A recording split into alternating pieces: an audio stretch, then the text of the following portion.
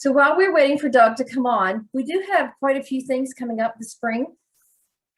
We're very excited about a series that's going to be presented in partnership with the Small Business Development Center, SCORE, and the Women's Business Center. Each of them is teaching one component of a three-part series on e-commerce, and it's generally an overview of how to start an e-commerce business, and it is directed towards entrepreneurs, since it is an entrepreneur service organization since it's 3 ESOs providing the training. But the first one will be on March 15th at 12 noon presented by the Women's Business Center, and it will be e-commerce, is it right for you? And it will help business owners as well as potential business owners or entrepreneurs that are thinking about going online, doing digital sales, and help them understand whether or not it's the right sales channel for them. Then on the 15th of April, SCORE is going to present a workshop on how to set up for an e-commerce business. If you decide it's right, well, what are all the things that you need to do to set up to make sure that you are prepared to ultimately decide on your technology and how you're going to actually connect to the internet and all those potential customers out there, as well as collect payment. So that will be our third workshop on May 13th, which will be presented by the Small Business Development Center.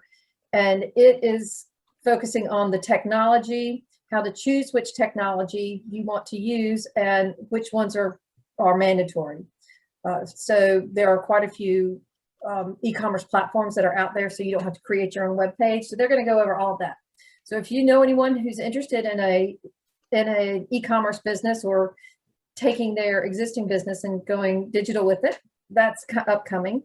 We have another one pending. We're working on the date literally as we speak. Michael Nail, who is with Ogletree Deacons and one of our sponsors, wants to present some of the new guidelines for COVID vaccinations and employees, what to look out for, what to make sure you are, what kind of information you're providing to your employees, as well as what kind of information you're gathering, and where you just need to be watchful, where you need to tell your business clients that they need to be watchful.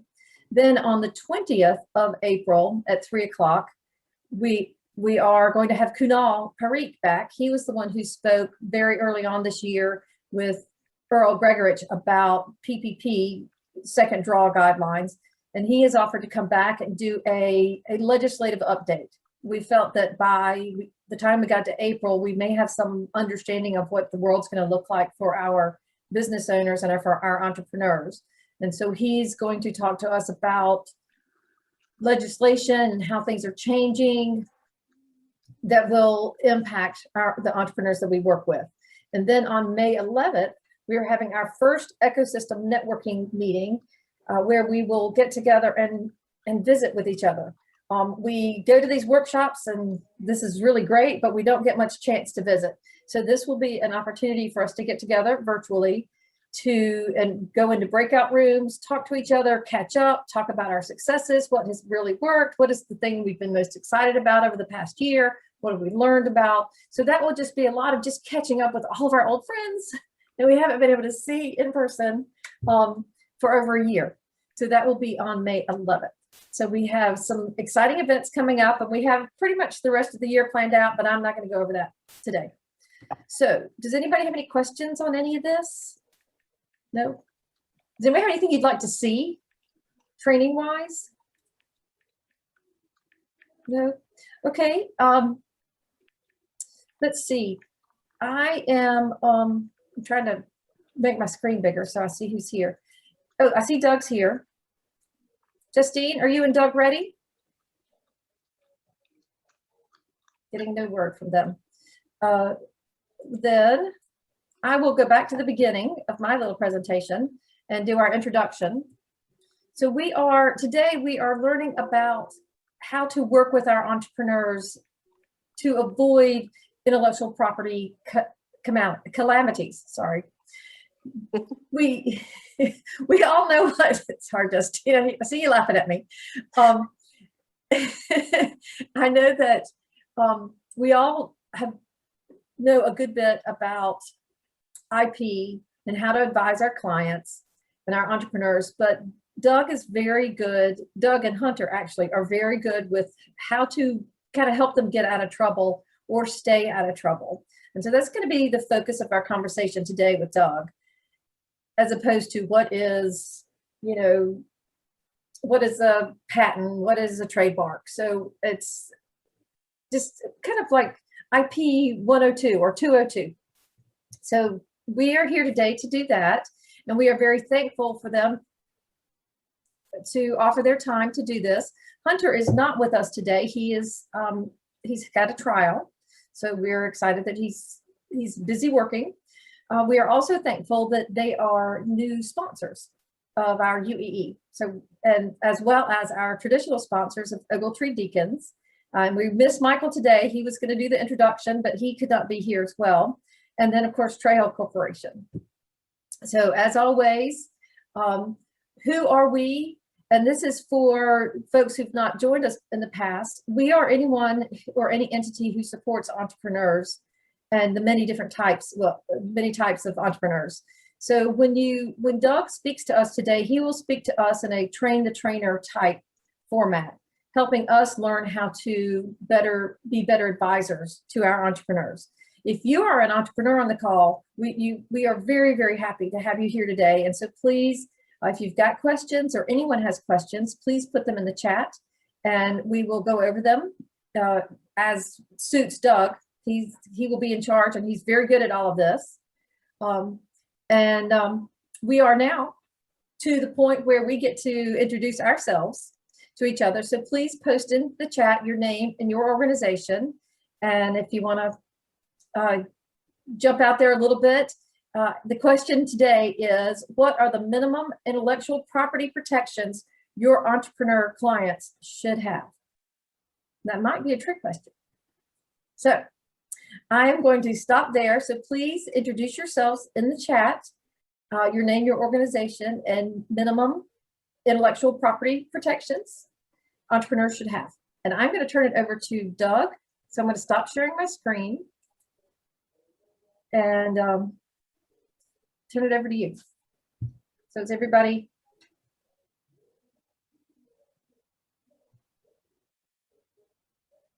Justine? So what we've got is Doug's camera is having some issues, but we're going to try out his audio. Confidently not avoid a technological calamity. Good. That's what I was thinking earlier. Yeah. Doug, can you speak?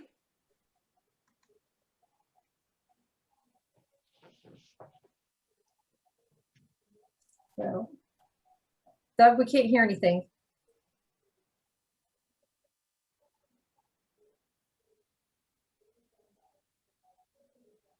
No, it's not working. Shoot. Well, I think he's going to try to call in. Okay. Do it the old-fashioned way. Great. Good. Rich, can you hear me now? I wanted to thank you for introducing us to Jerry Smith. He's been very helpful. So y'all, Jerry is the gentleman who's been working with Earl at the SBDC and Anna Para at the Women's Business Center to develop the e-commerce workshop series. So we're glad to meet him. Anybody on the call, is there anything exciting happening to you this week or any kind of good news while we're waiting for Doug? Okay, let's see. Let's see, how many people have sunshine where you are? Oh God, you can raise your hand because I know you all have sunshine. And this is Shantavia. Hey, Shantavia, how are you? I'm well. I have something good happening, unrelated to intellectual property, but I really appreciate this conversation. But, well, two good things. So one cool thing that's happening at Clemson is we are creating a renewed focus on entrepreneurship. And for folks in the space who don't know me, my name is Shantavia Johnson.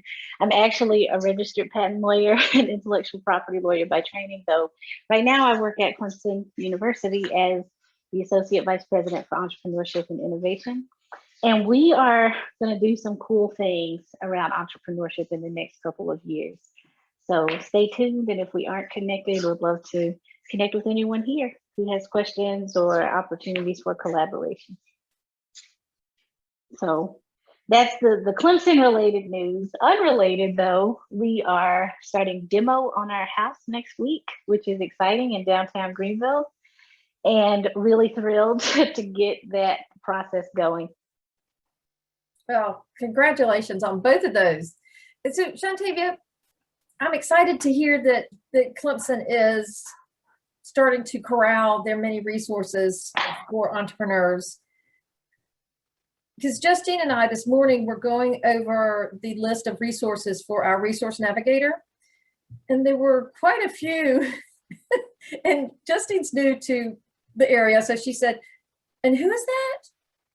I've never heard of that organization." I'm like, "Well, that's another Clemson one. Well, that's another Clemson one. Well, that's another Clemson one." So can you give us a hint as to Should have kept my mouth shut. or how we should. Well, so one thing that may be helpful, Erin, actually, because there are a lot of things at the university, we have created somewhat of a database or directory of everything. Oh, So there's like an audit of all the entrepreneurship resources on campus or connected to the university. So I would be happy to share that with you or with whoever. So you just kind of know like who does what where. That would be great, because then we could have one contact into Clemson, and then you could find out what at Clemson works for you. And I'm always happy to serve as a traffic controller or a traffic director, if you will. You can always reach out to me. But yeah, I'm happy to share that. But our president has said a couple of times that entrepreneurship will certainly be something that we are very strategic about in the next, in the past, present, future, but certainly in the future. Coordinating across the upstate with the relevant stakeholders. All right, well, that's very, very good to hear. And we're glad you'll be heading that up. Excellent. Erin, you might know it already. I mean, the Small Business Development Center, we're actually part of Clemson as well here in the upstate. In fact, we've recently brought on a lady, her name is Esgy, and she's headed up a student team to help with our research. And we've got students in the College of Business. They're doing some great research and helping us with the projects when it comes to the business planning and the research to help with solidifying the plan and the numbers to help the small businesses with the loans that they're and the funding that they're looking for. That is, Costas, I'm glad to hear that, because we used to have that state organization who helped with export research. And I just wasn't sure who was helping with that market research now. And so, as an import-export expert with the Small Business Development Center, Beth Smith, I mean, she knows it inside and out. She's one of the top people that I can even think of. We've got Joel Burrows. She also has certification in import-export, and so does Ben Smith. But Beth, she left Spartanburg, but she's now working down in the Columbia area. We still have access to her as a resource, and so she's still able to help out. But as far as like the SBDC goes, we are down to 2 people located in the upstate to help out. Okay, well, that's great. Well, so the student teams can help with market research. Yeah, so basically, if someone's wanting to help, they would register to be a client, and we'd help. They would interact with me, and then or Earl or whoever, and then based on what the project is, we can get the student team involved to help with the research. Okay, great. Does Ben Calhoun have something like that with one of the schools in the Greenwood? It is.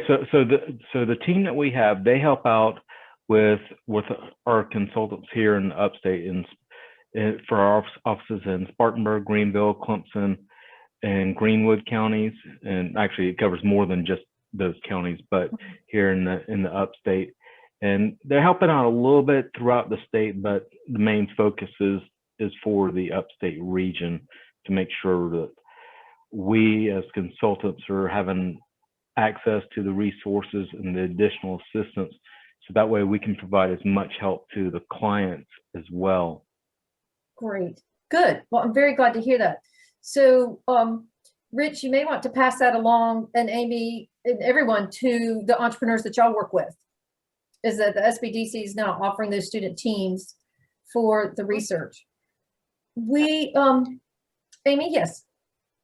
Yeah, I was just going to say on Innovision, I just wanted to announce the Innovision Forum on March 23rd is coming up. That'll be starting at 3:30 with some networking, and then 4 o'clock.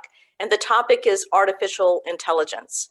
So there'll be a brief overview, if you will, kind of a very quick 101 intro to AI and the different levels of AI and some of the basic terminology, and then a case study by Jack Peck and FastFetch and the AI services and product that they have provided to Snap-on Tools. Very interesting story, and it's one that's been acknowledged by Supply Chain Management Association. So I hope you can join us on that. Very good. And is Jack a Clemson professor? Jack is a retired Clemson professor, and a serial, and I have to say, a serial entrepreneur. This is not his first venture. Very interesting fellow. And of course, Clemson kind of, I won't say dominated, but they were a very large presence in the Innovision Awards in 2020. So lots going on there, lots of inventions and innovation. Good, good. Amy, thank you for bringing that, for letting us know. Doug is online in color. So welcome, Doug. It is great to see you. And thank you for, if you need to take a deep breath. Now I'm going to say, can you guys hear me? That's my first question. Yes, yes. I am not a cat. I want to get these two basics before we get going. Man, I'm glad y'all didn't record what I was doing. Poor Justine's trying to coax me through this thing, y'all. I love technology. When it backfires in tremendously horrible ways. But y'all, thank you for this. And Aaron, thank you for running the floor. Costas, I heard you running your mouth, buddy. You do what you do, bro. You do what you do. For those of you hiding like Christina Meeks and stuff, I'm seeing you there. I'm sorry, Katrina, I called you Christina. It's been that kind of day. But y'all, I'm ready to rumble. Are you guys ready to rumble? Cool. I have two presentations. I'll be happy to share these with y'all. These are kind of the do's and don'ts, but I expect from this crowd that we're going to get more than the typical, what is this, what is that? But what I want us to do today is to go over some of the big sacrosanct do's and don'ts of the universe. And so let's start out with the ones for patents and trade secrets. And guys, in my practice, what we see a lot is people will come in and say, hey, I think I've got something. That's awesome.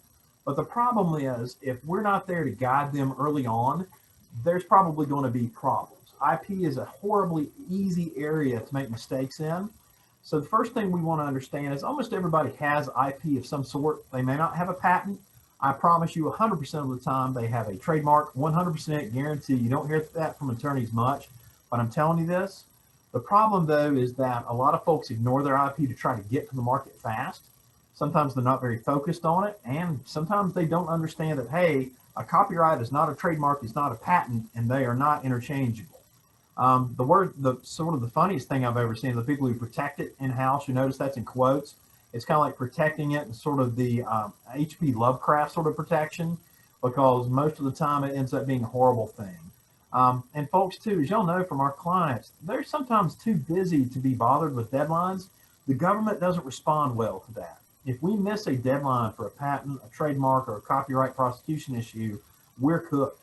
And sometimes you can pay to get out of it, but sometimes you're lost. Now, the one thing I want us to know, guys, is that for these inventions, a lot of folks will go out there and talk about an invention too early. We want them as the guides here to say, hey, if we think we have an invention, there are some serious things that we have to do first. And they all rhyme with shh. I don't want anybody to go doing a YouTube platform or going down to Clemson or USC or Coastal or wherever you may go and presenting. I want people to think about this in a orderly fashion, because if we don't, if we go out and present at Clemson, then if we go out and give a fully disclosed article about the patent, guess what? We've triggered a 1-year deadline to file. We've lost our foreign rights. Those are gone. We can't go to Japan. We can't go to Europe. We can't go to Australia. No industrialized first world country will let you file a patent there if you did not first have it disclosed in a patent application. And a lot of folks are like, well, that doesn't matter. But I can tell y'all this, and y'all know Beth Smith from the SBDC. She and I were side by side at a Million Cups presentation, I guess about 2 years ago, 2.5 now. The inventor stood up and literally starts talking about the invention. And Beth went up afterwards and said, hey, do you have any protection on this? And of course, their answer was no.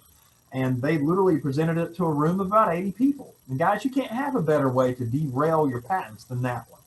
And the problem is, after a year, it becomes prior art. And I've had folks who will come in with an invention that they went out to make money on. They'll come back after they've been selling it a year, 18 months, 2 years, and then say, hey, let's go ahead and patent this. At that point, it's too late, because once that year deadline passes, you're your own prior art. You now have to figure out how to design around your own invention to get protection. And sometimes that's impossible. So there's some very bad things that can happen from timing. With respect to trade secrets, there's bad things that can happen there too. Everybody sort of forgets that it's a secret. We don't talk about secret sauces. We don't talk about pricing. We don't talk about expansion plans. Lots of things we don't talk about. But dang it, you get a client excited and they'll talk to you all day about those sacrosanct non-talk issues. One thing we want to really hammer on them, though, is that unless someone needs to know it, don't talk about it. Loose lips and ships, it's a beautiful saying. We want to use NDAs where applicable. We want covenants not to compete with our employees. There ought to be policies given to these employees that say, hey, you're going to be exposed to trade secrets. You're going to be exposed to confidential information. There are obligations on you, employee or independent contractor, whatever the position may be, that are beholding you to keep these secrets. If we don't do that, guys, courts are merciless about this. Trade secrets are entirely protected by the client. There's nothing an attorney can do. There's nothing an entrepreneurial guide or mentor can do. It is entirely on the client.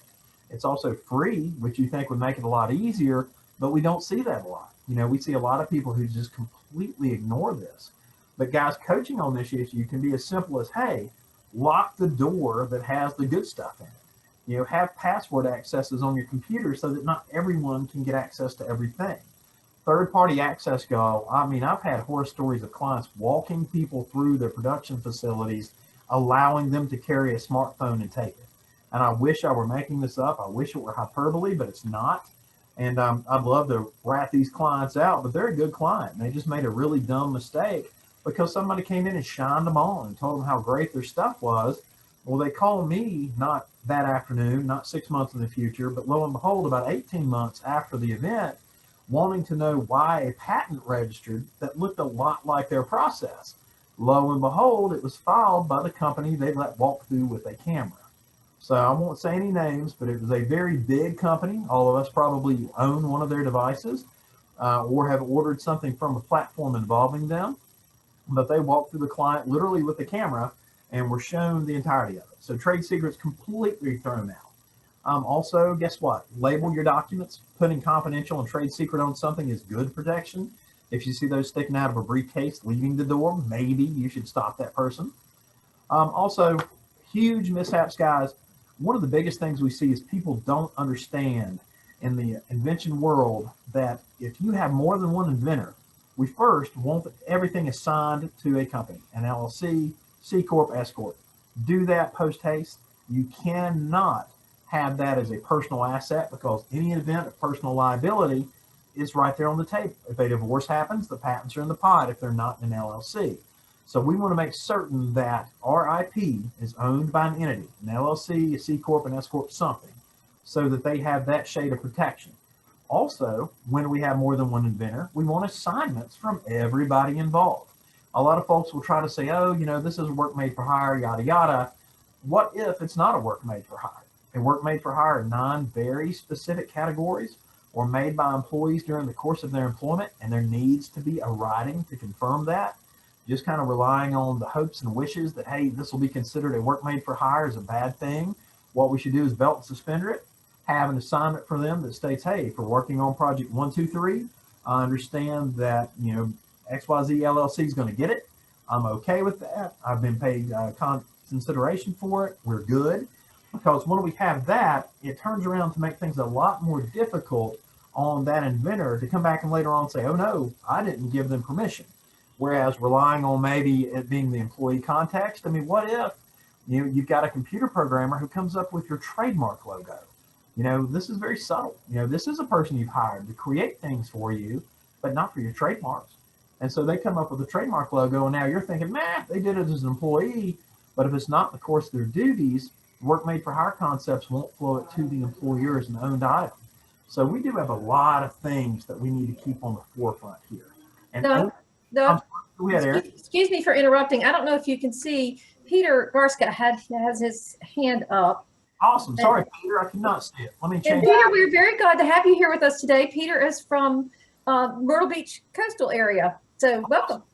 Yeah, I realize, yeah, Doug can't see my hand, only the host can see it. So I was getting ready to chime in and ask you, but, you know, kind of going back to the last slide when you were talking about disclosing, what is, Sure. So I understand the disclosing to a bunch of people in a room or putting something on YouTube or a blog is like, that's bad, or at least for a year. But what if you're having one-on-one conversations with somebody just to get feedback from them? Like, does that all cancel out that secret? Absolutely, Peter, because here's the thing. If we give them a full disclosure, and this is let's say that we're just out there and having I'm meeting Justine for coffee, and I've got an invention, and I go through and I outline that invention step by step, piece by piece. Guess what? Justine now has the ability to recreate it. And I'm with you, Peter. You're thinking, hey, I'm just meeting one person. How bad can that be? It can be terrible, especially if that person wants to take and usurp the idea. You know, what if this person that you're trusting to be your guided mentor turns around and says, you know, that's a pretty clever concept. I think I like it a lot. I'm going to go file. Then all of a sudden we've got a derivation proceeding on our hands. You know, we've got to start arguing about, you know, like the AC/DC song says, who made who, when do they make it, how do they make it?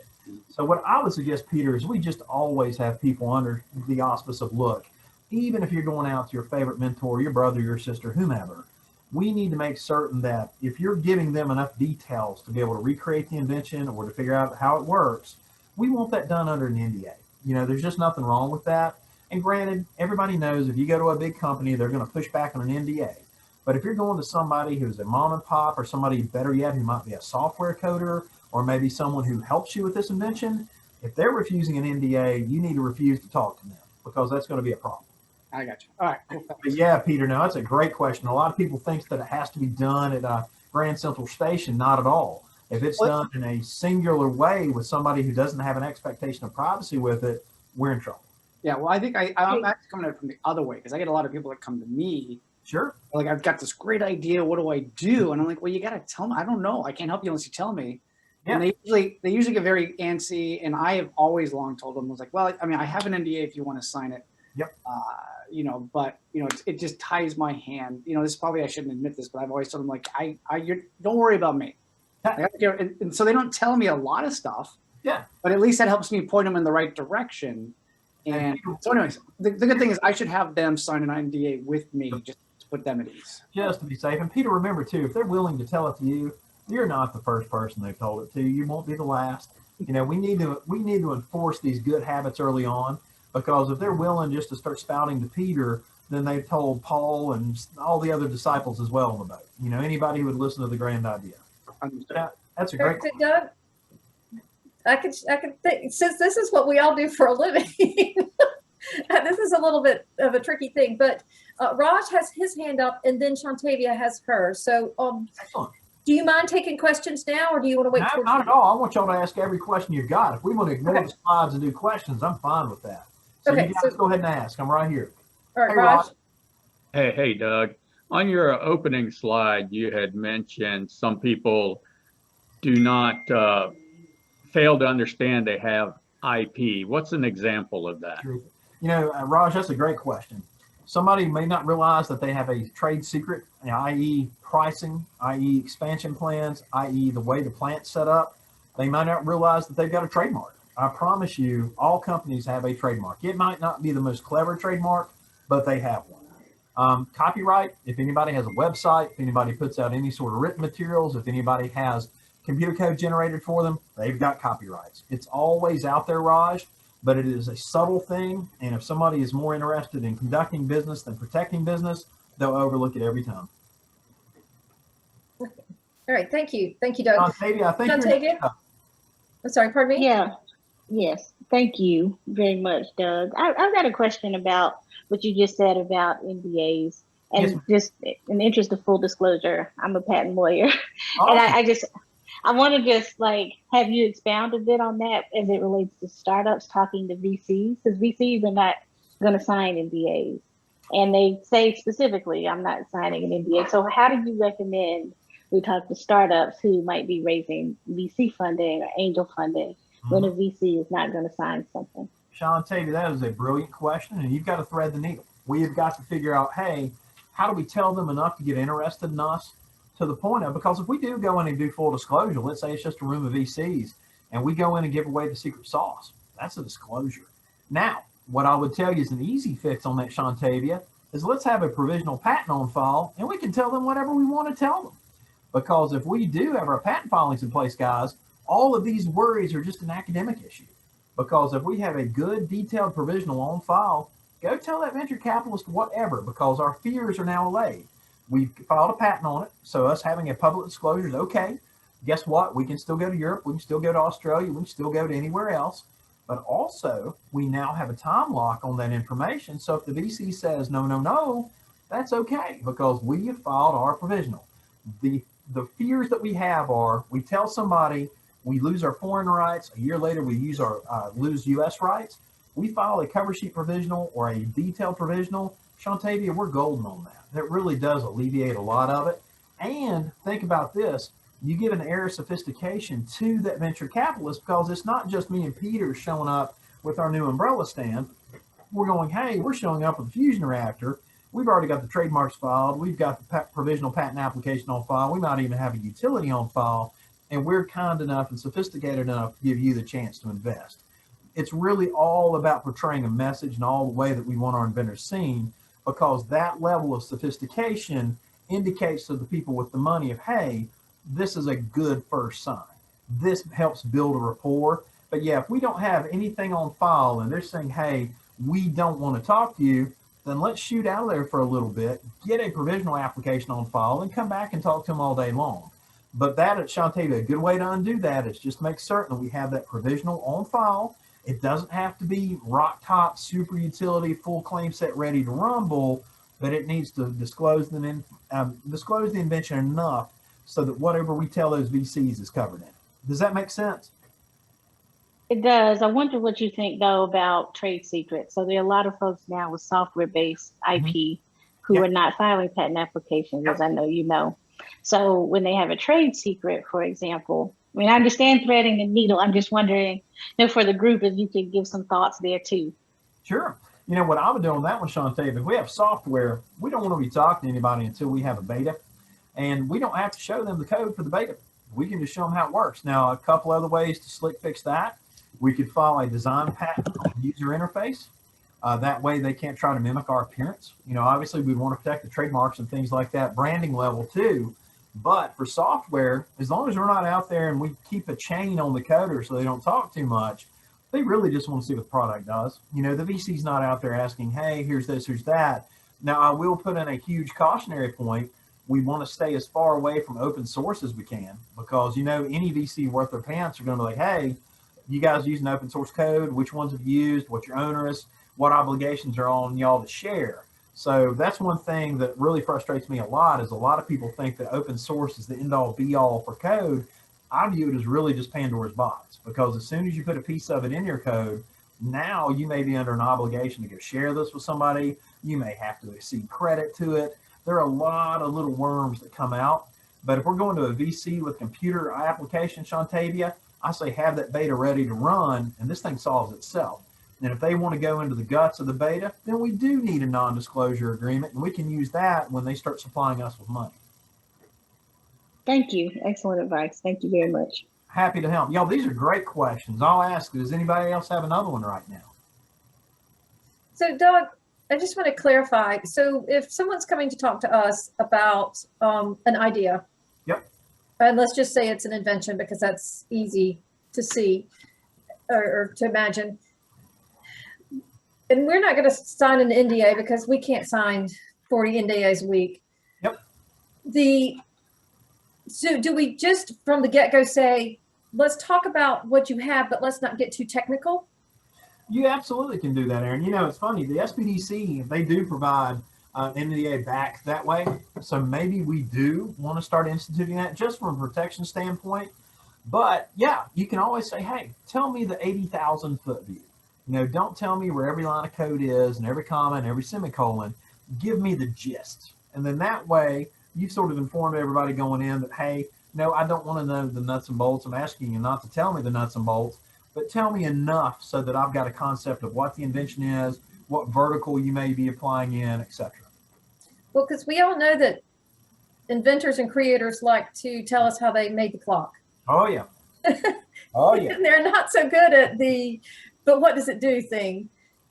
So that's a good tool to help. So what about when they are, well, I mean, I'm sure none of us have ever asked, so what's your secret sauce?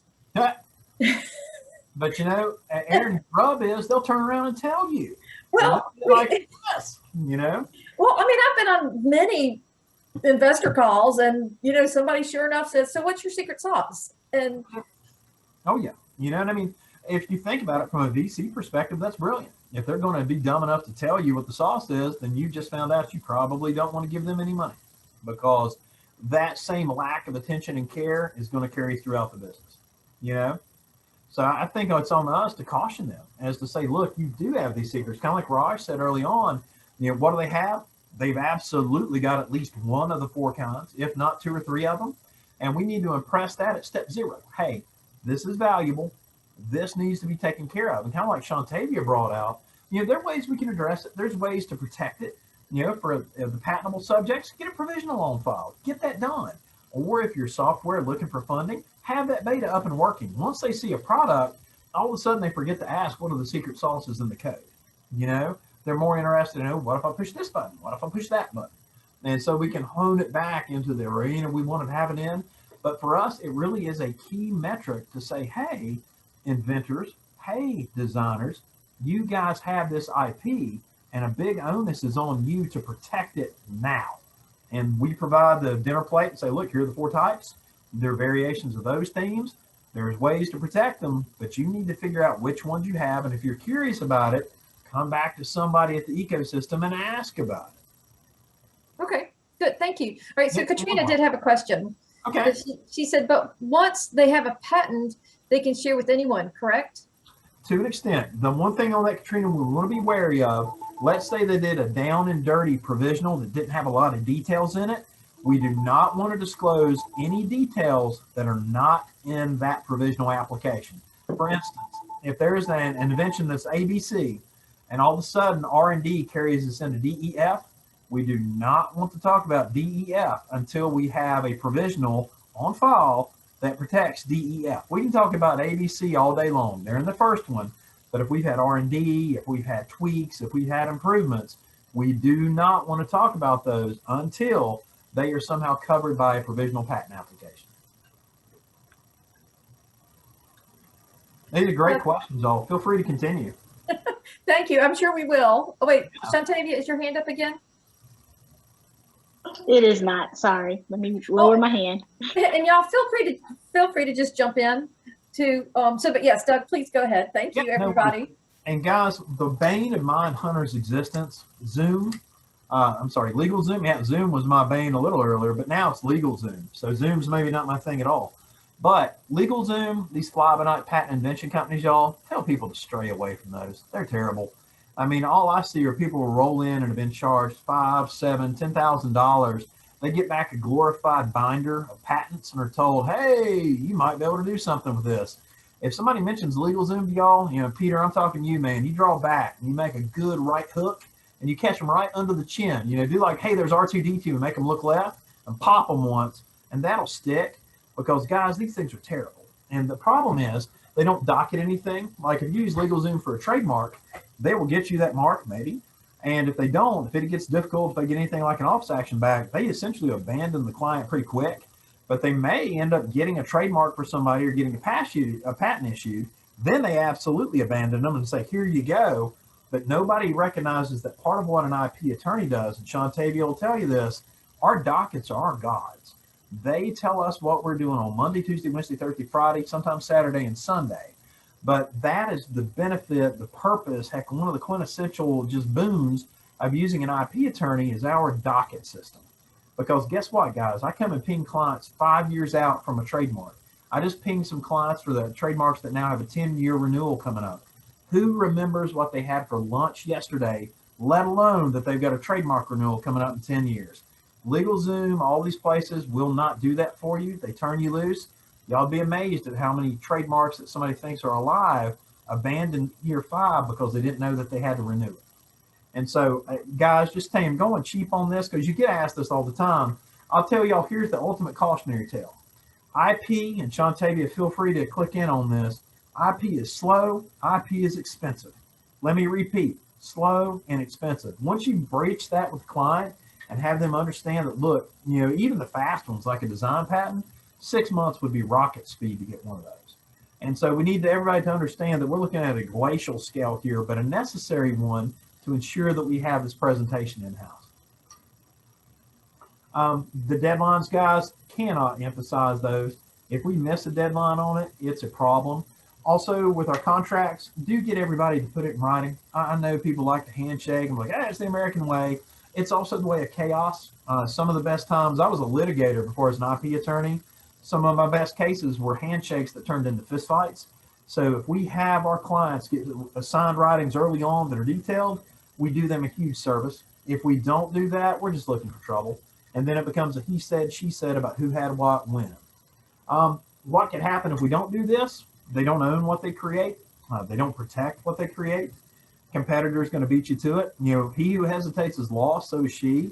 Because once we have a trademark or a patent of concept, you know, there are ways to protect them fast. The U.S. is a first to file system, has been since 2013. That means you get your butt there. And if someone beats you to it, they win the race. That happens all the time on trademarks, happens on patents. We want to make certain that people know that they have to do this. And like Shantavia said, when you're in front of a venture capitalist and they hear the words, I filed for a patent and I've got my trademarks protected, that causes a little sigh of relief on their part. What they don't want to hear is, nope, I don't even know what a patent is, but I'm here with the next best thing. That's when they throw me and Peter and our umbrella holder out on the street and then don't validate our parking. It's like the ultimate sin.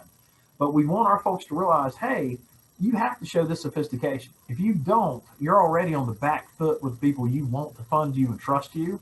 So really what we want to do is to understand that, look, this IP is there at day 0. We have to protect it. And if we ever have a situation where somebody signs a contract or a non-disclosure agreement, we never, ever, ever want them to do anything that limits the time span on trade secrets. I literally saw one of these again last week. A small client down on the coast dealing with a computer software group put in this huge NDA statement. And it said, basically, this thing runs out in 2 years, which is a farce because the span of the contract was 3. I'm like, did we not even do the math here, guys? They just cobbled stuff together. But then it said, oh, yeah, and any trade secrets we've disclosed to each other, the same time span expires. But South Carolina law is pretty specific on that.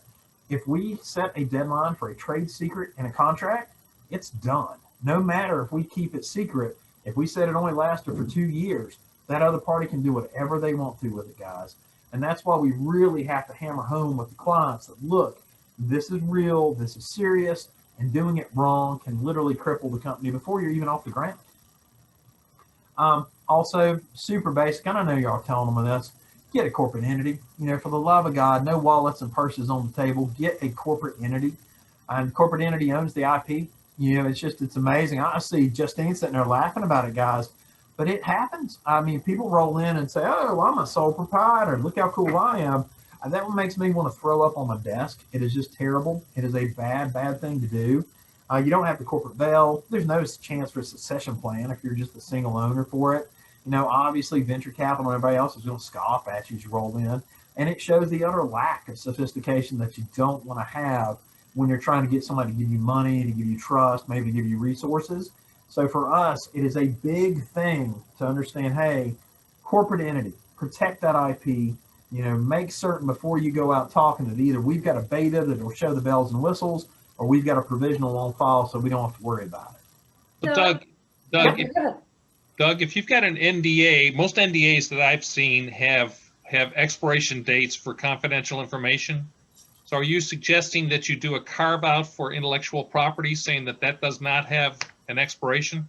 You do a carve out, Rich, for trade secrets. They do Okay. not have an expiration, because the problem is, Rich, what you'll see is a lot of these, especially if they're stolen off Google, they'll pull them down and they treat confidential information and trade secrets in the same sentence, the same way. That is an utter nightmare. Absolutely don't let a client do that. Okay. But that's an awesome question. We see that all the time. Hey, Raj, what was your Hey, question? Doug, you had mentioned that a trade agreement lasts for a certain amount of time. Can a client renew the trade agreement, or is there a law that says it can only last so long? Trademarks absolutely last. They last in perpetuity. But to keep them pending at the Patent and Trademark Office, you've got to pay the VIG at the 5th year and then every decade after that. Trade secrets last completely in perpetuity as long as they're kept a secret with those reasonable protections we talked about, like passwords, locked doors, need to know access, etc. So I guess the most famous one of those is Coca-Cola. Yep, absolutely. So then what are you mentioning then when you say trade expires? Sure. And Raj, if I use that term, I may have misspoken, but what can happen is a trademark can expire. And if we allow a trade secret to expire by putting like a time limit on it or not protecting it, by expiration, I mean that, hey, third parties can now use your secret sauce. If Coca-Cola were to publish the formula in the New York Times, boom, it's out there. Then that trade secret has expired. They did it themselves. You and I can start making Coke tonight. And so that would be the way. And for expiration for a trademark, it just means that, hey, you missed one of the pending deadlines of the trademark. Right. I get that part. And I have one more question. Sure thing. Let's say you're talking to like the founder, the owner of a company, and you basically have a verbal conversation, and he starts talking to you, or they start talking to you about a residual arrangement. And what do you do then when you know there's nothing in writing, et cetera, et cetera? How do you go about that? Sure. And by residual, Raj, you mean that they're offering you like a cut in on it or some sort of ownership interest? What are we looking at? We're just looking at, let's just put arbitrary number out there. They've got 200 employees, looking to expand. They do some staffing. So just sort of help them with that. And anybody that I bring in, I guess I would receive a residual plus, and that's the thing is I don't know all those details because we didn't really get into those details. And Raj, I'll tell you what, I'll give you the attorney answer, get the details, put it in writing, because the same concept applies to you as applies to our clients. If we don't have those writings, we don't know what it means. And Raj, you know what'll happen. You know what the deal was. 6 months later, the other guy's going to forget the critical terms, or he'll forget the percentage. Be like, oh, Raj, was it 2%? One, you're like, it was 15.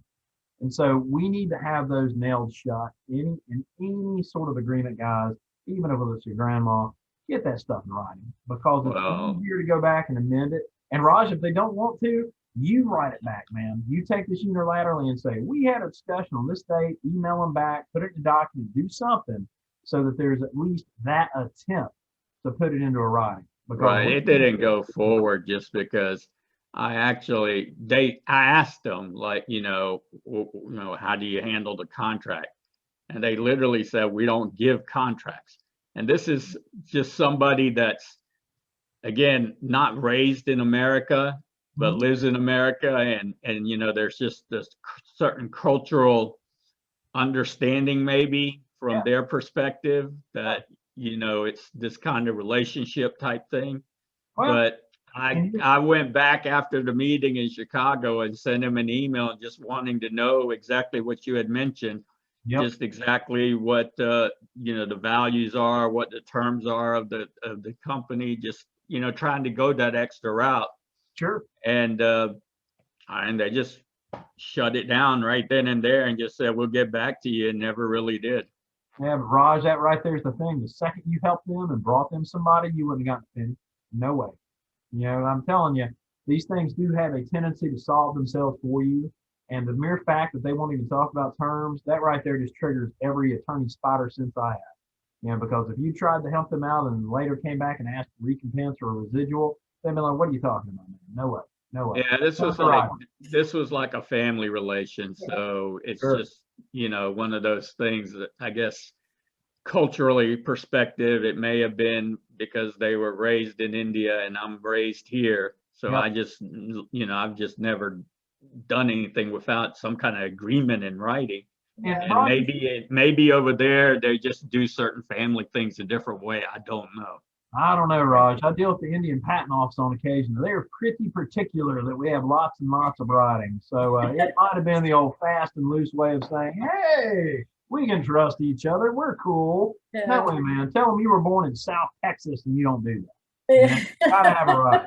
Because guys, if you don't have it, I mean, literally, there's just no way to show what's what. It becomes a he said, she said, or they cut off communication and you're like, what the heck's this? Yeah, absolutely.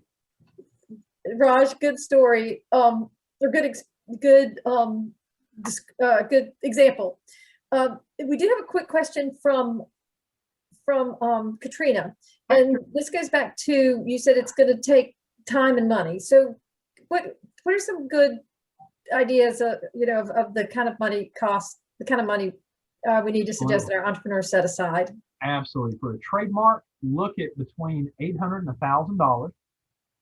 And that'll usually be your attorney's fee. There's going to be a government fee of either $250 or $350. $350 is if we use our own descriptions. For a patent, provisionals can be done very cheaply. You can get a cover sheet for like $600. Now, granted, you're not getting the Magna Carta. You're not going to get a patent that Google's going to look at and be like, oh, it's beautiful. You're going to get a nuts and bolts. Let's get this thing described, because guess what? Shantavia and I have to be in front of a VC here in a day. Now you can have a more advanced provisional. Now I call those sort of the full blown. Those are running about $2,500 to $3,500. Some of that will depend on complexity. Obviously, if it's high biology, high genetics, you're going to be looking closer to 5 or 6 for those, because they are necessarily more complex, more completion has to be put in it.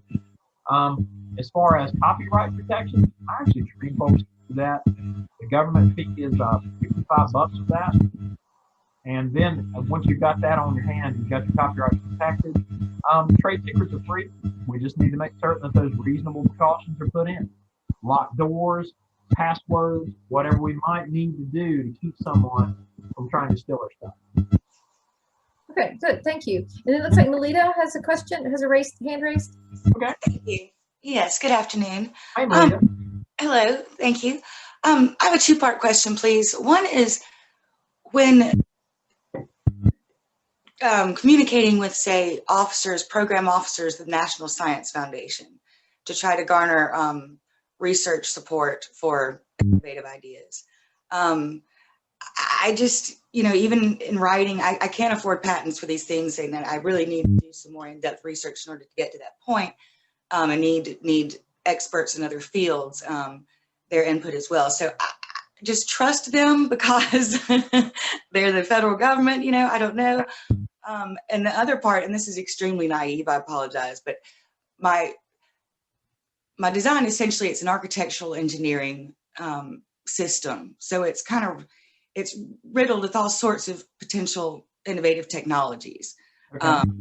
So I thought I might just draw it up, put it on a website, and then it's traceable that I'm the owner of it. And ultimately, I want it to be more of a public owned entity.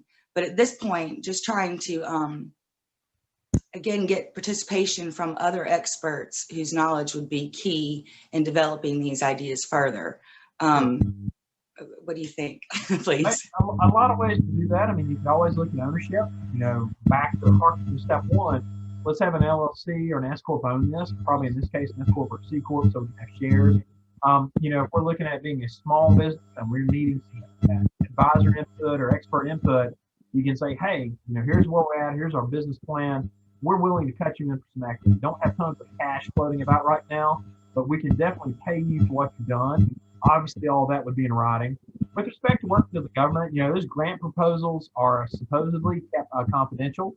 So you do have a little more protection there than you do with just coming to me and Costas and meeting us on the street someplace and talking about it. So yes, that protection is there. Make certain to read the section on the confidentiality. There should be somewhere in the snooze language, there should be language that will say, hey, if you disclose to us, this is what we'll do with it, and this is what will happen to that info. Just make certain you're comfortable with whatever they say that may be. Thank you. You're welcome. Y'all, these are great questions. Well, Doug, that leads me back to another question. It's in a perfect world, it's nice to say, well, our inventors and entrepreneurs, they need to know. Well, we can't always guarantee that they know that they need to file a patent in a corporate name rather than their individual name. Yep. Quite often it does start with an individual, and some, great Uncle Harry says, or great Aunt Mary says, you need to file a patent. So they just go file a patent. And then they aren't working as many hours at their regular job, and they say, well, let me see if I can get this thing up and running.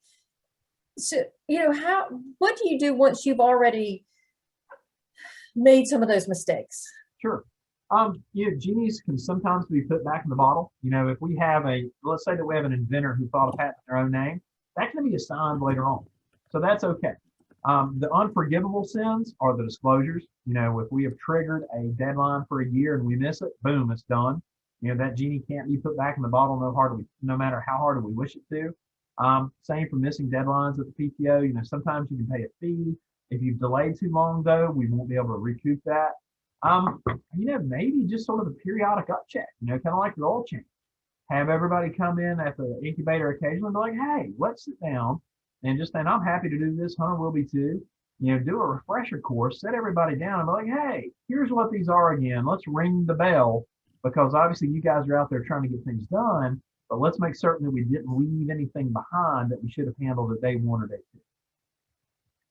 2. Okay, thank you. Because you're right, it's completely unfair to think, now inventors, since we've met you one time and discussed this with you, that you're now beholden to this completely. But a refresher course, I think it's a smart thing to do. Katrina and I just did one for the SBDC Greenville Spartanburg a while back. And guys, that's part of the reason I put myself out to do this, is I would much rather have a client come in at the right time than at the wrong time, because I'm nothing but a wet blanket at a year and a day. So, yep, sorry, you had a chance, but it's gone. You can't get it now. Whereas if they roll in and say, hey, Shantavia and I filed a provisional on this, I'm going to talk to a VC and I'm ready to up this to a utility, and I'm happy then. That's good. That's an awesome thing. But they don't know this unless we tell them about it and keep reminding them. Guys, on the last of this here, we just want people to understand that, look, if we don't have these protections in for patent and trade secret, we can lose them. Now, what I will do is I'll jump over to our next one. We're going to another short one on essentially copyright and trademark on these. So I can get it to open up. Doug? Yes, ma'am. I'm sorry, I'm going to interrupt again. I had no idea what time it was. Guys, I'm going to stay if y'all are. You tell me. It is 4:01. So, our workshops usually go for an hour. Feel free. Doug, thank you for offering to stay longer. If anybody needs to leave, we understand completely. And if you want to stay, we'll continue to have fun. Yeah, absolutely. Absolutely. It's my fault too for the thing not being on earlier. So there we go. That's okay. Aaron, can you see now the trademark and copyright slide? Do's and don'ts of trademark and copyright protection. Perfect. Now, guys, on this one, this is how we protect the branding for the company. And everybody has this. You have a name, you have a slogan, period. If they've got a company, they've got a trademark, 100% guarantee on that. If they've got a website, they've got copywritten material. If they've created their own original stuff, we're talking jewelers, artists, software code typists, designers, anybody who essentially comes up with new quote unquote stuff is a copyright artist. Now, what we want to do though, critically, when folks are out there trying to do business, before they go out and buy the truck, before they get the website, And guys, this is another day zero issue. We have to clear these names. I was doing one for Trident Tech. I guess it was last Wednesday night. And it was so funny. One of the people there was playing a little game with me. She asked me to research a trademark. I researched it, and she's from Lexington. Found a almost direct hit for a Summerville, South Carolina company. Had never had that happen before. And so I pulled it up, and I'm just geeking out. Wow, look, the mark you gave me happens to just have a South Carolina neighbor. Turns out she had a cease and desist letter from the original. Yeah, Justine's over laughing about it. I didn't find it quite so funny. But I'm like, thank God I know what I'm doing every other Tuesday. But in this case, y'all, she went out and saw somebody else's mark and then just literally tweaked the letters just a tiny amount. But a quick clearance search would have been like, no, it's a bad plan. Don't go there. It's registered. And indeed, by the end of the class, I was actually reading the cease and desist letter using her camera. And so it's going to happen. And that's the thing we want to avoid is, hey, let's make certain the name's clear. We don't want to do itty bitty tiny changes to it. We want to be distinct from folks. I mean, I had a lady who, hey, she's got a mark for a kitchen, and there's a very similar kitchen mark out there. Not identical, but close. But I'm like, look, the first case of botulism, nobody stops to consider where you're at and where the other one's at. They just won't use anybody that sounds similar. And so that to us is a big thing for the clients is, hey, clear these names before you start investing in them. It's a good way to lose money if you don't. Don't be too similar to somebody else, especially if you're in the same industry. If one of you screws up, it's going to take everybody down. Assignments, guys, both for patents and for trademarks. Remember that if somebody has a trademark logo designed for them, that the designer is a copyright artist, they're an author, they have the copyright until it is assigned, full stop. If there is no assignment of a trademark logo to the owner of the business, the person who designed it is the author and retains ownership of it, full stop, period. Great case law on this that ends badly for the person who thought they paid for it all. Also, not filing for the federal trademarks, guys. If you can get it, file for it. It's silly not to. You can get a state law one, but that's common law. You can be fishbowled, meaning that someone does get a similar federal mark. They moved into South Carolina, and all of a sudden our person's trapped in Spartanburg or Anderson or Charleston or wherever they may be and can't expand past that little environment. So we want to make certain that that mark's clear. We may as well go ahead and get that thing filed, get it protected post haste. They don't have to be using it in commerce. The federal regs give you 3 years to be able to start using it. So that's a heck of a balloon, especially if somebody's in the incubator thinking, hey, I know what my branding is going to be, but I'm not there yet. We don't have to wait until it's there. We can just file intent to use. Once it's ready, we can come back and protect it. Also, trademarks are first to file. If we get a clear search and then wait 6 months, it might not be clear in 6 months. There might have been something similar or identical filed. So again, he who hesitates or she who hesitates is lost. I know that it's money, but this has to be done quicker rather than later. Also, for anybody that does this, guys, if they have a website, if they have documentation, how hard is it to put a superscript TM behind their trademark name or their logo? The superscript Thomas Matthews. That is a good way to beat off the honest thieves. And if they're not taking that minimal step, then good gosh, beat them over the head a little bit and ask them to do it. Other copyright mistakes, guys, same thing. If you do get an assignment from the author, you don't own the copyright in it. And that's for a logo, that's for software code, that's for a website, anything that was created by these authors. If it has not been assigned to our businesses, they don't own it. They think they do. They have paid for something, but they have not paid for the copyright. They have just paid for that particular instance. And a lot of people would go under this auspice of, hey, I paid for it, it's mine. Yeah, only if you have an assignment from the author. Otherwise, you just bought that one copy of the logo, whether it was a JPEG or a piece of paper. Again, infringement, copying other people's stuff. Y'all, I don't care how innocent they think it is. If our guys are using something off the web for a profit purpose, more likely than not, it's always going to be considered infringement. Full stop. You can go out and weigh out the fair use factors, but if you're using this bad boy to make money off of it, and it somehow has an impact on the business that you've taken it from, that is a bad thing. The not registering important and often used items. If we've got somebody who does have, let's think an entrepreneur this really apply to, kind of like a designer or a jeweler. If they come up with a piece of jewelry that's just awesome, and they're like, this is beautiful, people are going to want this, their instincts will tell them this. That's the one they need to protect. You know, maybe you don't protect the plain old Celtic cross that everybody's seen 100 times, but you came up with something really cool that's a pendant that nobody's ever seen before. Protect that. Also, written agreements, guys, I can't hammer this one enough. That is one of the major cardinal sins. If our clients don't understand that it should be in writing, I think it's our fault because we have not done a good job of making that point clear. We need to say, hey, anytime that you deal with somebody, there needs to be a written agreement. It needs to be signed by everybody. It can only be amended by both of you signing again. We don't want these sort of loosey-goosey handshakes. We definitely don't want somebody going, oh, it's an oral contract. All that is trouble later on. Doug, Hey. real quick, we have two Absolutely. hands up. Okay. Hey, Doug, Hey, Raj. what does assignment mean? I don't know what that Absolutely. means. That is $1 million question. These assignments, and unfortunately, we can't lift them from the web. They have to be very particular language. It has to be present sense. And essentially, Raj, it literally confers in the case of a copyright author. The copyright author says, hey, I, Rich, hereby give to Costas all the copyright in this logo I designed for him. Costas can then, once he has that signed assignment, use it however he wishes. But if Costas does not get his logo assigned from Rich, Rich is still the owner. Rich is the only person who can make a copy of that logo, who can publicly display it, which is sort of the purpose of a trademark logo. All those rights remain with Rich if we don't have an assignment from Rich to Costas, from the author to our client wanting to use that material. That's what the assignment accomplishes. The assignment, Is that similar then to like licensing? not really. A license would be different types of terms. An assignment is basically for either a single piece or a group of IP that confers ownership in it from one party to another.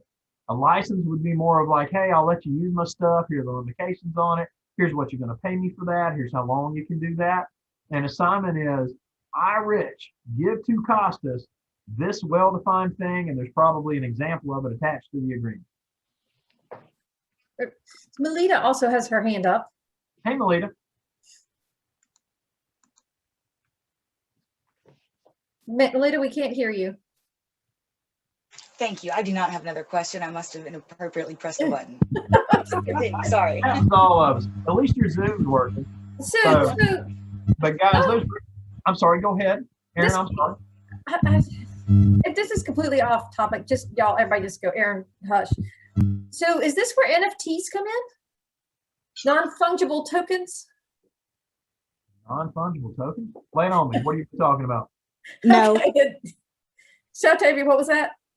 I just said no. I Yeah, don't. okay, I think all right, that's never mind something then. different. Okay, all right. thank Related you. but different. Yeah, Thank in you. this case, yeah, and like Sean Tavia said with these, you know, we want this assignment, guys, and please don't confuse it. It's not a license. You know, we would never want our clients to have a license for their IP. We always want full outright ownership, and the assignment is what puts the nails in that coffin. Because if we don't have full outright ownership, we're operating under a dangerous principle. The case in Greenville that nailed it shut actually was a picture of a dog. There was a small Cocker Spaniel, Bichon, something. The kennel that hired the artist to paint the picture paid the artist for it. The artist gave them that particular painting. The kennel went out and used it as their trademark. About 2 years later, 3 years is the statute of limitations for contract. The artist comes out and says, hey, I love the fact you love that picture. You owe me a royalty for every time you used it. The owner, of course, laughed and said, no way. The artist sued. The artist won because they had never had the artist assign that particular copyright to the kennel. The kennel goofed up and the kennel paid for it. They lost that one straight out. The judges were quite clear saying, hey, you know, you didn't own the copyright to it. The artist did. You owe them a royalty for every time you infringe that copyright. And I know that sounds harsh, but that's exactly what we're trying to avoid for our clients. Y'all, and copyright cannot be more devious. It is a terribly notorious, and everybody just underestimates it completely, but it protects so many different types of works that we need to be careful on that. Fair use and work made for hire. Everybody thinks they know what those means. They probably have utterly no idea. We don't want them thinking they do when they don't. Taking anything from the internet, whether it's a picture, whether it's text, whether it's a audio clip, whether it's a video clip, is a very bad idea. That's outright copyright infringement.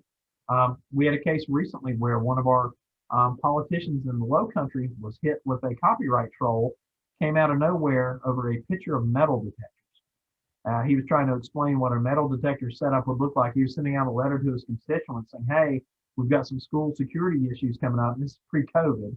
And said, this is probably what one of the setups would look like. And they literally just grabbed a picture of some metal detectors off the internet. This artist, who is a copyright troll, had robots prowling the internet. And as soon as they found that picture, they alerted the artist and said, dinga dinga, here's somebody using this picture. They demanded $5,000 for that particular picture. And it literally was nothing but an angular view of 3 metal detectors in a row. It had hardly any artistic creativity to it. You know, I'd hit them on trespass and some other things too when they started getting serious. We got out of it for about $250, guys, but they came out asking for 5,000 hard simoleons. We don't want our clients to be put in that position. Also, a lot of people think, hey, anonymous means that I can use it, lift it. Nah, probably just means that a smart troll didn't put their name on it and they want you to bite. Same for the poor man's copyright, doesn't exist. People are like, I mail stuff to myself and it gives me some rights. It doesn't. They'll try the same thing with a patent and say, oh, I've mailed myself something. You've wasted the stamp. It has utterly no bearing. Also, for copyrights, guys, they're extremely long-lived. It's the life of the author, i.e. a human life, 70, 80, 90, 100 years, plus another several decades tacked to it. Could be 70, could be 95, could be 120, depending on the work. So just because something looks old on the internet doesn't mean that we can use it. Clients fall for this all the time. Especially if they're trying to go fast and furious on a website, or maybe they're trying to get manuals put together or something like that. They may inadvertently copy. We want them to understand that, hey, that could be a very bad thing, especially when you start selling it to other parties. There might be an offer come out of nowhere demanding payment for their work. Other pitfalls, again, we just don't want to lift anything. A lot of people will say, hey, if I exceed where it came from, I'm okay. I'm like, no, that's what you do to cite a source. In copyright world, that's called painting a bullseye on your forehead, because you've said, hey, I lifted this from Katrina Meeks' website. I'm hereby telling you I did it. That has no bearing on copyright. They still have the ability to enforce it. You're still an infringer. You're just basically telling them where you stole it from. So make certain that people understand that, hey, an accession or a citation to somebody is not the same as having permission to do something. And indeed, all it does is admit you did it and show them how to find it. Guess what? The license that our clients get for various copyrighted materials is not carte blanche. Well, I think it is. They need to read those terms. They need to be very familiar with what's in there, because if they only have particular uses for things, once they stray outside those uses, they could void the agreement. Could be subject to penalties. So if we do have clients who use, anything that's licensed, any IP maybe from a third party, whether it's a patent, whether it's a trademark, whether whatever it may be, or copyright software code, we need to make certain that they're using it the way the license says they can, and avoiding not doing what it says they can.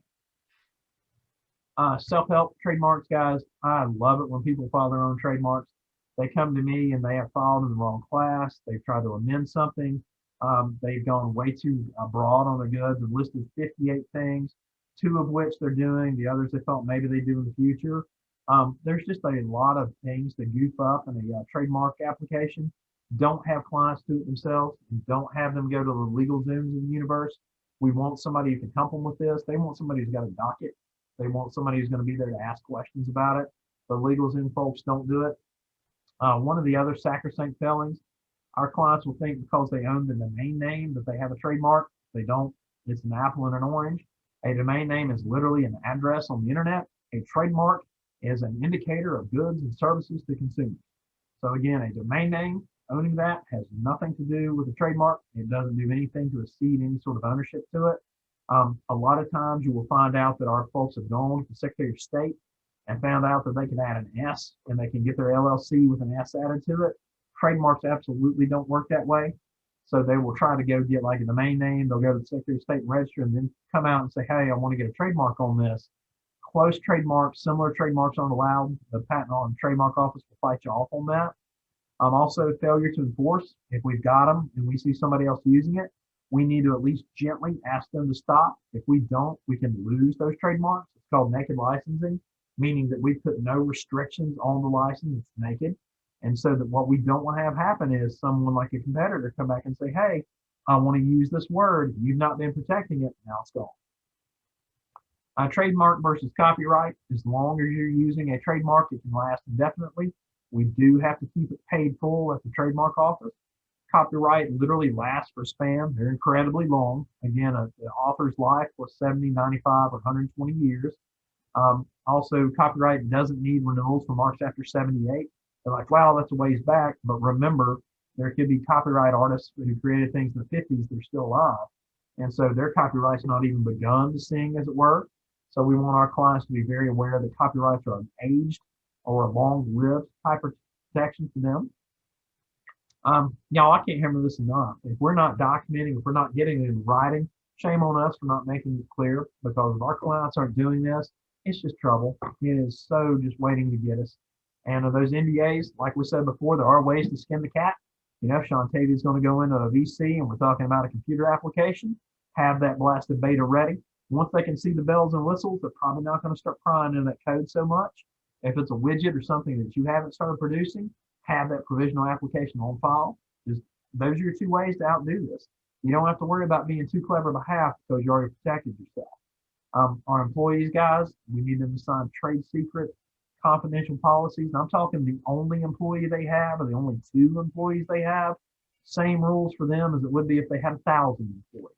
We don't want folks to think, oh, I'm working for Costas, I'm the only person here, so I can do whatever I want to before Costas tells me. You definitely don't ever want to foster that. Guys, sorry for talking too fast, but it's y'all's turn to talk fast. What questions are there?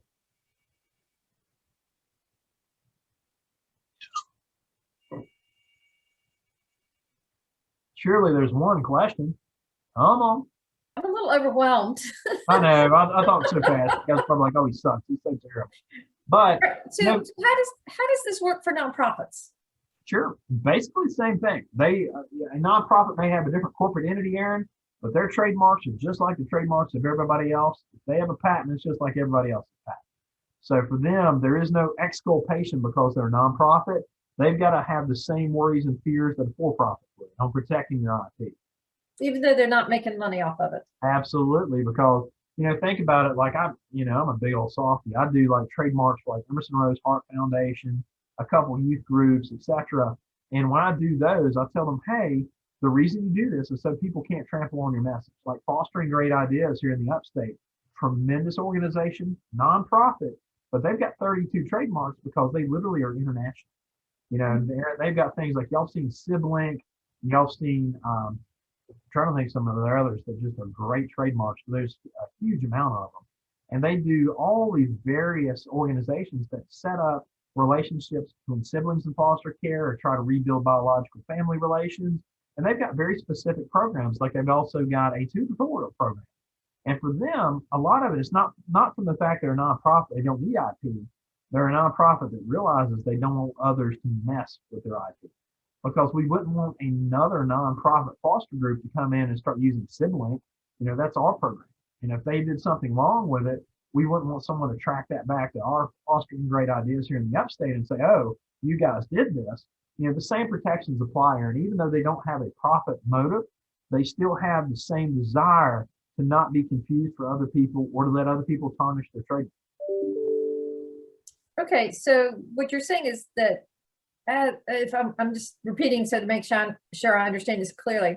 So every time like we were to create a program, so we've started Start Grow Upstate and we have, the Legal Minute with Michael. If we were to brand all of those, each of those you would recommend that we trademark? If you think it's something that you're going to be using in perpetuity, like, Aaron, if it's something you're like, hey, this is a one-off and never going to use it again, no. But if it's something there's like, yeah, we're going to be doing this particular program for the next 13,000 years, absolutely. Okay. The Upstate Alliance is trademarked there. There's just, I did that for them too. Because what we want to have here, thank you, Shantavi, that's very kind. She said phenomenal conversation. I think she meant to say paranormal conversation because it's really spooky. But what we're doing here, though, is we want our clients to understand that, hey, same rules for them, Aaron. You guys will have a program. We don't trademark everything. Like your Carolina Vapor Mill is one of my clients. They very seldom ever trademark the names of their e-cigarette fluids because they've got so many. But they did protect Carolina Vapor Mill and eShine, which is sort of their McDonald's for all their marks. So the same for y'all. You know, if you've got something you think, hey, we're going to be using the next 100 years, this is going to be a great program, by all means, trademark it. But if you've got something that's just like a one-off, or maybe you had one that wasn't that well received and you don't think you'll go back to it, don't worry about it. But you can still put TM on it behind the trademark portion of it to indicate this belongs to us. Don't touch it. Could I add just a comment Yes, ma'am. to that, just to Aaron, because we just had this conversation yesterday. So the other thing too, Aaron, that I don't know if y'all were thinking about this or not, but you've talked to me about Ice House a couple times. Yes. Like if you were planning to franchise any of those programs like Ice House does, that would be another really good reason to do exactly what Doug said. Absolutely, it would. Okay. Yeah. Very good advice, baby. Good. All right. Thank you. Thanks. Because we're in the business of starting and helping people start. So it's okay. Thank you. Does anybody have any other questions? Doug, we forgot you were late because of all the amazing information you provided for us. And I think that, I know for me, I can't speak for anybody else. I'm now thinking about how I work with entrepreneurs in different ways, and some things that I'm going to do to help them be more protective of themselves too. So thank you very, very much. You are more than Thanks. welcome. And tell them if they ever have questions, call me and Hunter. We're not going to hit you up for a phone call, but I would rather they call and ask us, should I do this before doing it? Because unfortunately in IP land, forgiveness doesn't work better than permission, you know? Great. Well, thank you. And thanks to everyone here. And thanks for all of your great questions. It made for a very interesting workshop. And actually, Melita, is your hand up again, or is that the same one? No. Okay. We will be back on April 20th. No, well, March 15th is the launch of the e-commerce series, and that is entrepreneur centric or focused on entrepreneurs themselves. And then we will be back together on April 20th at 3 o'clock to hear from Kunal from Senator Scott's office. He will be talking about legislation that will be impacting our entrepreneurs. But the other great thing about Kunal is he likes to answer questions. And since he is up there every day, he has a lot more answers than the rest of us. So thanks to all of you.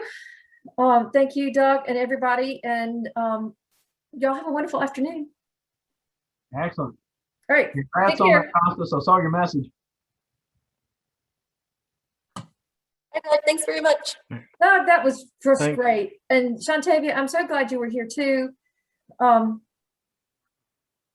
Katrina, phone interruption. And Shantavia, thank you for coming for being here too. Oh, no worries at all. Sorry, that's my 3-year-old. Oh, it's okay. It's that time of That's day. why everything's off. But thank